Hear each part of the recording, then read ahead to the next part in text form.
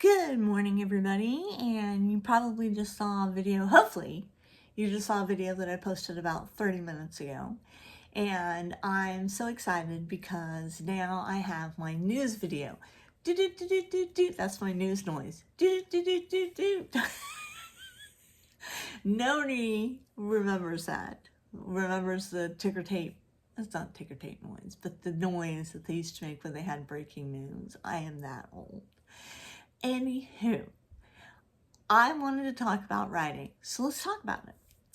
I have been working on my stories for several years now, and I've only ever gotten one finished, and I love it.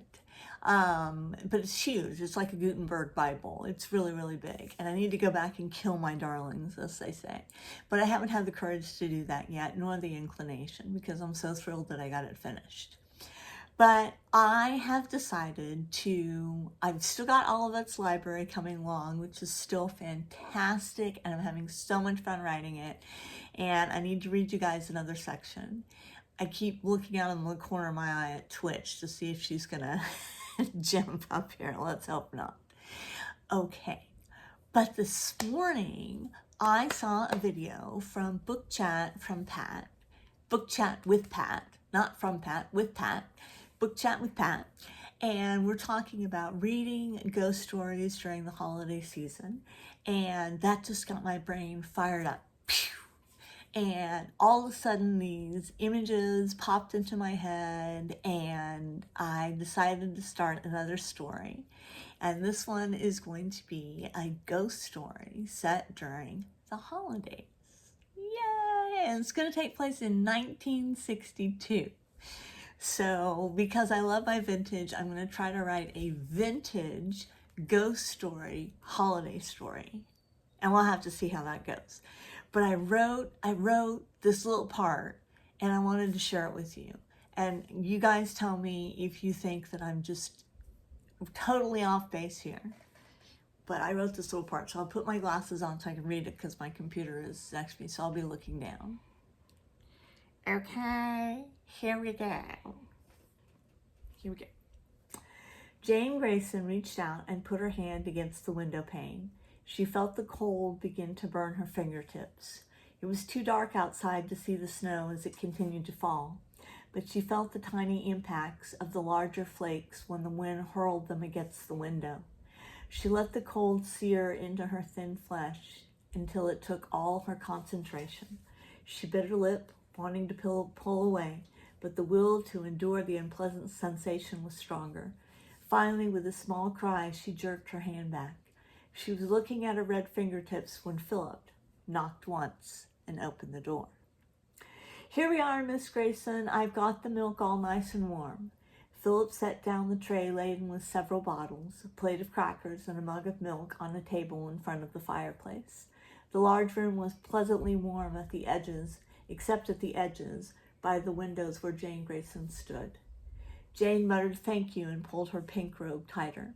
She turned back towards the windows.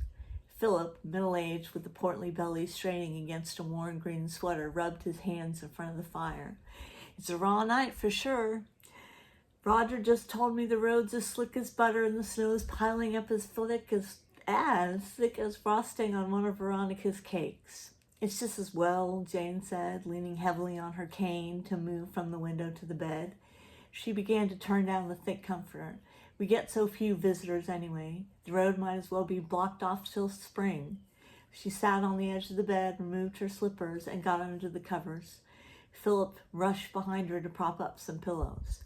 "Now that's no way to think, Miss Grayson. I bet Roger will have that road cleared off before lunchtime tomorrow. No problem at all." She waved her hand at him, a gesture meant to get him to stop fussing. "Always with your ever-present optimism, Philip. Veronica is indeed a lucky woman. Tell me, how is she doing?" So that's just a little snippet, and it goes on. I wrote furiously, and so it goes on. But yeah, Christmas, ghost story, 1960s. What do you think? Do you think it's a good idea? Do you think you're just tired of hearing snippets and I need to focus and get something finished? Of course you think that. Of course you think that. But I don't know that that's me. I'm like a little squirrel when it comes to my writing. Oh, well, I wanted to share that with you guys, and I hope you liked it. There's more to come. Basically, the story is this. There is a haunted house. It is Christmas time. The ghost appears only around Christmas time. And young Nan Grayson, who is our heroine, our 1962 college-going heroine, has decided that she is going to get to the bottom of this mystery. And yeah, it's going to be fun. I'm excited about it. Anyway, so excited, and I hope you guys take part in the book chat with Pat Christmas ghost story reading project. I'm going to, and hope you guys have a fantastic Sunday, and I will check you later.